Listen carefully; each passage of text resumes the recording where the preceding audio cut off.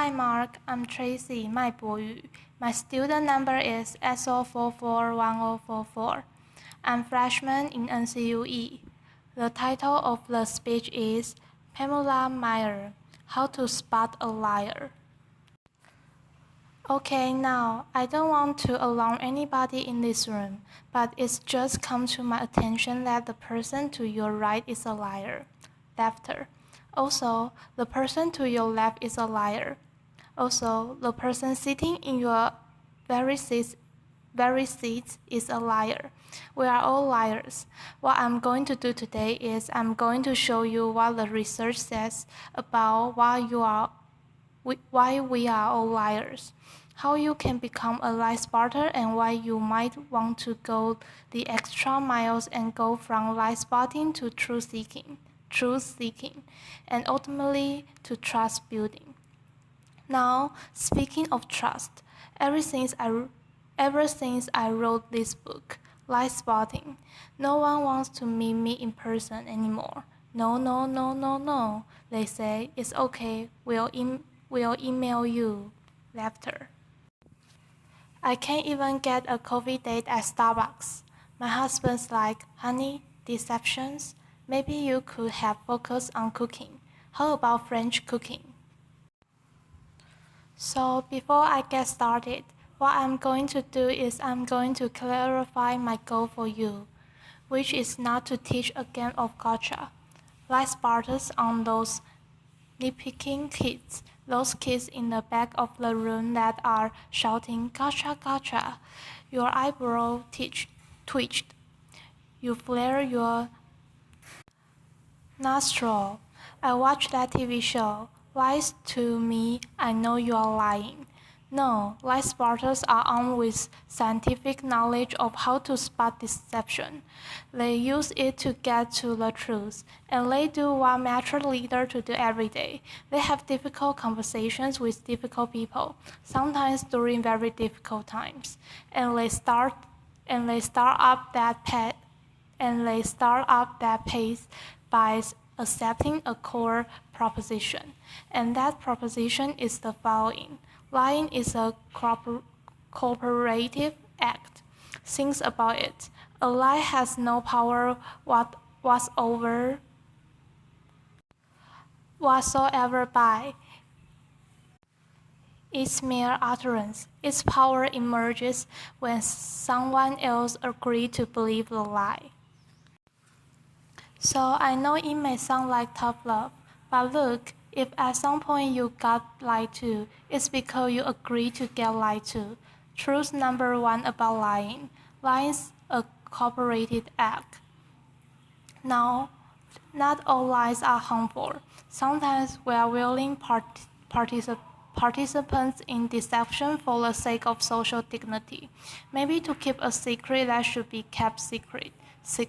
We say, nice arm, honey, you don't look fat in that. No, or we say favorite of the digerati. I just fished that email out of my spam folder. So sorry. But there are times when we are unwilling participants in deception, and that can have dramatic costs for us. Last year saw $997 billion in corporate fraud alone in the United States. That's an Irish under $1 trillion. That's 7% of revenues. Deception can cost billions. Think Aaron Madoff, the mortgage crisis, or in the case of double agents and traitors like Robert Hansen or Rich Ann. Lies can betray our country. They can compromise our security. They can undermine democracy. They can cause the deaths of those that defend us. Deception is actually serious business. This conman, Henry Olander, he was such an effective conman British authorities said he could have undermined the entire banking system of the Western world. And you can't find this guy on Google. You can't find him anywhere. He was interviewed once, and he said the following. He said, "Look, I've got one rule." And this was Henry Royce. He said, "Look, everyone is willing to give you something.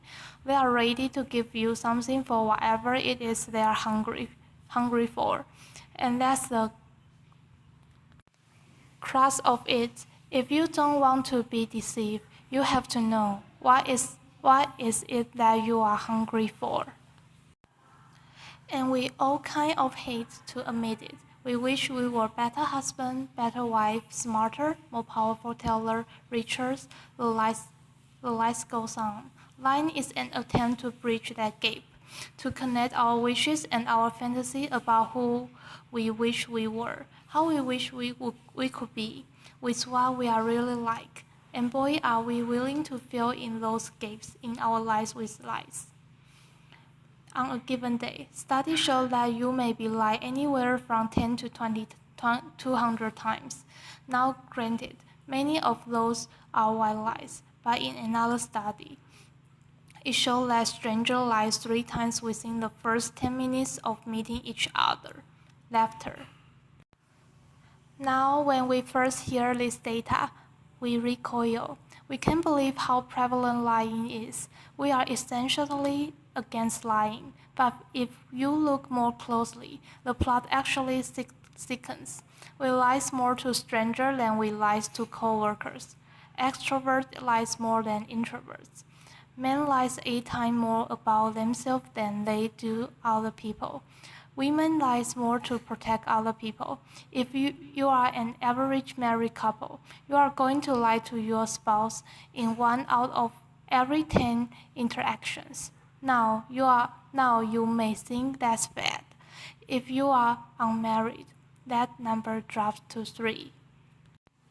Lying is complex. It's woven into the fabric of our daily and our business lives. We are deeply ambivalent about the truth. We parse it out on an as-needed basis, sometimes for very good reason, other times just because we don't understand the gaps in our lives. That's true number 2 about lying. We are against lying, but we are covertly for it in ways that our society has sanctions for century and century and century. It's as old as breathing. It's part of our culture. It's part of our history. Think Dante, Shakespeare, the Bible, news of the world, laughter. Lying has evolutionary value to us as a species. Researchers have long known that the more intelligent the species, the larger the neocortex, the more likely it is to be deceptive. Now you might remember Coco. Does anybody remember Coco the gorilla who was taught sign language? Coco was taught to communicate via sign language. Here's Coco with her kitten. It's her cute little fluffy pet kitten.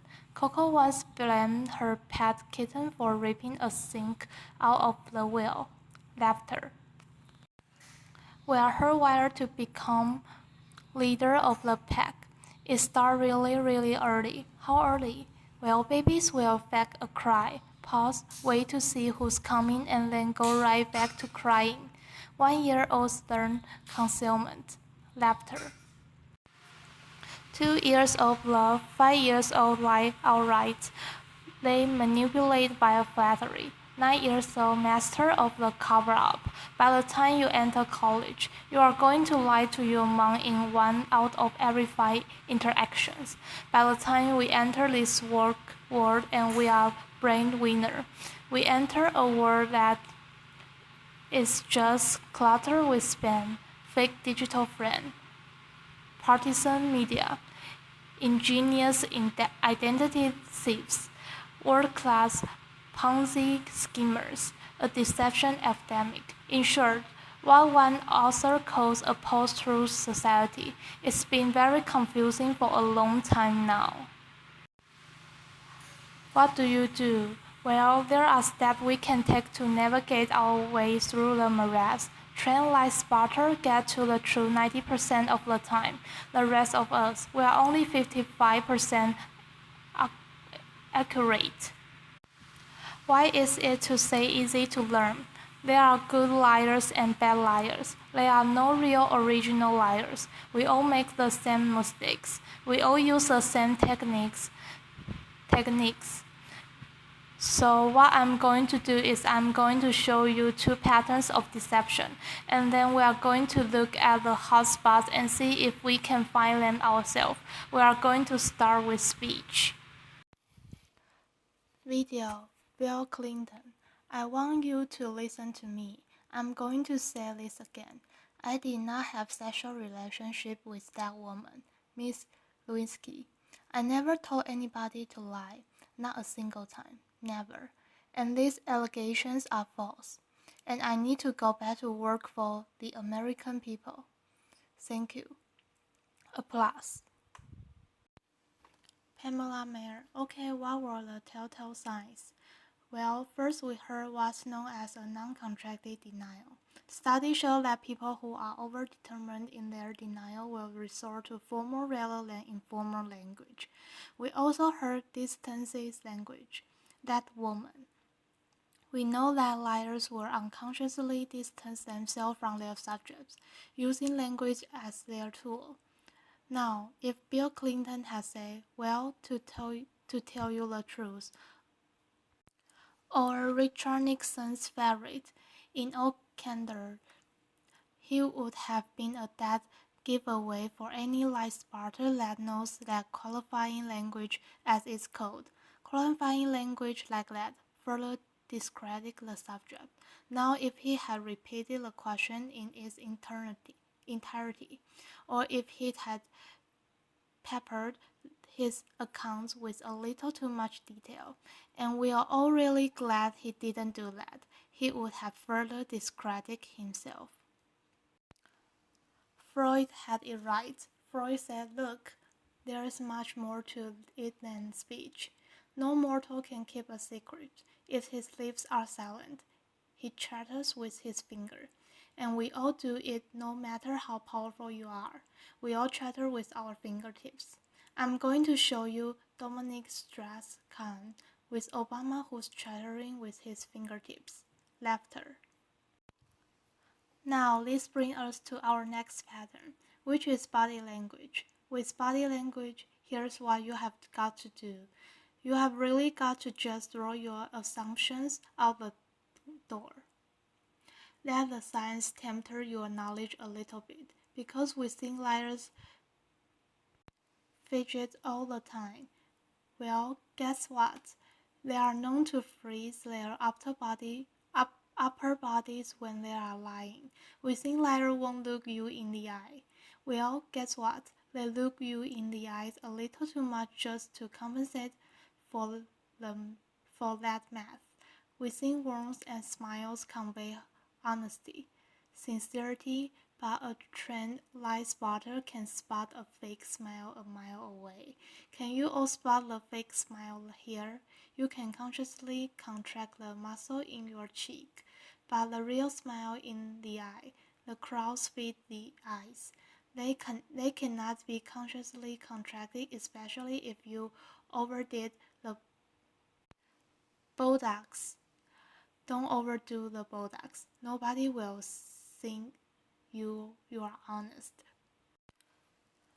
Now we are going to look at the hotspots. Can you tell what's happening in the conversations? Can you start to find the hotspot to see the discrepancies between someone's word and someone's actions? Now I know it seems really obvious, but when you are having a conversation with someone you suspect of deception, attitude is by far the most overlooked but telling of indicator. An honest person is going to be cooperative. They are going to show they are on your side. They are going to be enthusiastic. They are going to be willing and helpful to getting you to the truth. They are going to be willing to brainstorm, then suspects, provide details. They are going to say, hey, maybe it was those guys in payroll that forged those checks. They are going to be infuriated if they sense they are running accused throughout the entire course of the interview, not just in flashes. They'll be infuriated throughout the entire course of the interview. And if you ask someone honest that what should happen to whomever did forge those checks, an honest person is much more likely to recommend strict rather than lenient punishment. Now, let's say you are having the exact same conversation with someone deceptive. That person may be withdrawn, look down, lower their voice, pause, be kind of hikey jacket. As a deceptive person to tell their story, they are going to pepper it with way too much detail in all kinds of irrelevant places, and then they are going to tell their story in strict chronological order. And what a trained interrogator does is they come in and in very subtle ways over the course of several hours. They will ask that person to tell that story backwards, and then they'll watch them squirm and track with track which question produce the highest volume of deceptive tales. Why do they do that? Well, we all do the same thing. We rehearse our words, but we rarely rehearse our gesture. We say yes, we shake our hand no. We tell every convincing story, we slightly shrug our shoulders. We commit terrible crimes, and we smile at the delight in getting away with it. Now, that smile is known in the trade as duping delight. And we are going to see that in several videos moving forward, but we are going to start. For those of you who don't know him, he is presidential candidate John Edward who shocked Americans by fathering a child out of wedlock. We are going to see him talk about getting a paternity test. See now if you can spot him saying yes while shaking his hand, no, slightly struggling his shoulders. Video John Edwards. I'll be happy to participate in one. I know that it's not possible that this child could be mine because of the timing of events, so I know it's not possible. Happy to take a paternity test and would love to see it happen. Interviewer, are you going to do that soon? Is there somebody? J.E. Well, I'm only one side. I'm only one side of the test, but I'm happy to participate in one. PM. Okay, those handshakes are much easier to spot once you know to look for them. There are going to be times when someone makes one expression while masking another that just kind of leaks through in a flash. Murderers are known to leak sadness. Your new joint venture partner might shake your hand, celebrate, go out to dinner with you, and then leak an expression of anger. And you are not all going to become facial expressions as per overnight here, but there's one I can teach you that's very dangerous and easy to learn, and that's the expression of contempt. Now with anger, you have got two people on an even playing field. It's still somewhat of a healthy relationship, but when anger turns to contempt, you have been dismissed. It's associated with moral superiority, and for that reason, it's very hard to recover from. Here's what it looks like. It's marked by one slip corner, pull up and in. It's the only asymmetrical expression, and in the presence of contempt. And in the presence of contempt, whether or not deception follows, and it doesn't always follow, look the other way, go the other direction, reconsider the deal, say, no thank you, I'm not coming up for just one more nightcap, thank you. Science has surfaced many more indicators. We know, for example, liars will shift their blink rate, point their feet toward an exit. They will take object and put them between themselves and the person that is interviewing them. They are alter their vocal tone, often making their vocal tone much lower. Now, here's the deal. These behaviors are just behavior. They are not proof of deception. They are red flags. We are human beings. We make deceptive, flattering gestures all over the place all day long. They don't mean anything in and of themselves, but when you see cluster of them, that's your signal. Look, listen, probe, ask some hard question. Get out of that very comfortable mode of knowing. Walk into curiosity mode. Ask more questions. Have a little dignity. Treat the person you are talking to with report. Don't try to be like those vlogs on Law and Order and those other TV shows that pummel their subject into submission. Don't be too aggressive. It doesn't work. Now, we have talked a little bit about how to talk to someone who's lying and how to spot a lie. And as I promised, we are now going to look at what the truth looks like. But I'm going to show you two videos, two mothers. One is lying, one is telling the truth.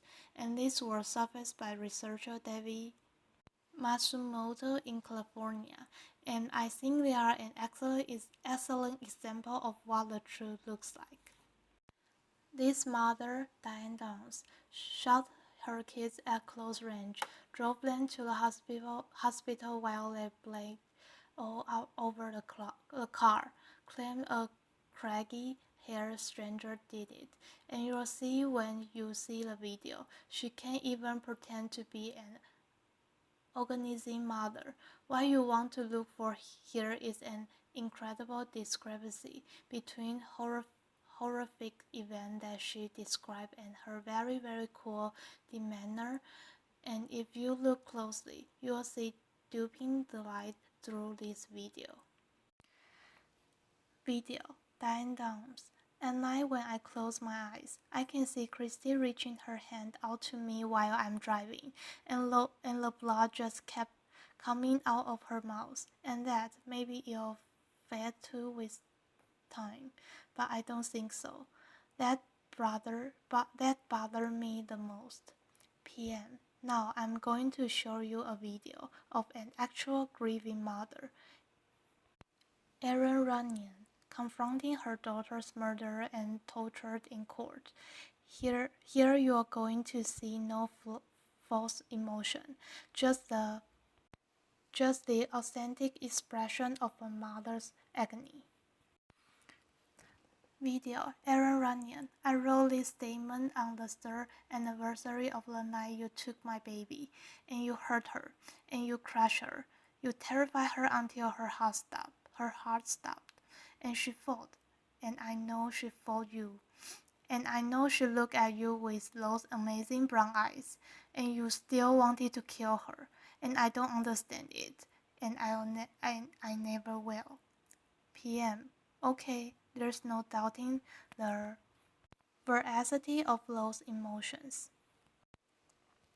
Now, the technology around what the truth looks like in progressing on, the science of it. We know, for example, that we now have specialized eye tracker and infrared brain scan, MRIs that can decode the signal that our body sends out when we are trying to be deceptive.